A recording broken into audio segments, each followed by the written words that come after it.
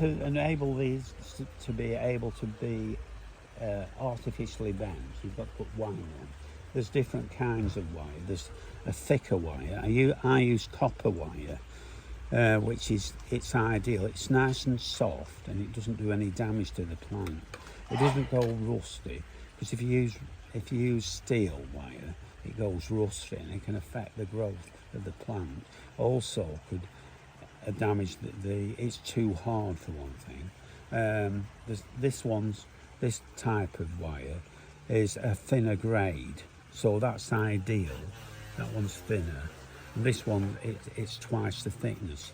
But if you put the thinner wire on the stem, it wouldn't bend it. It's not enough rigidity there, so that's more for little thinner branches. If you use the big one on the branches, it would damage the branches. So that's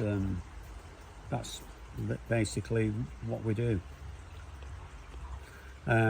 Also,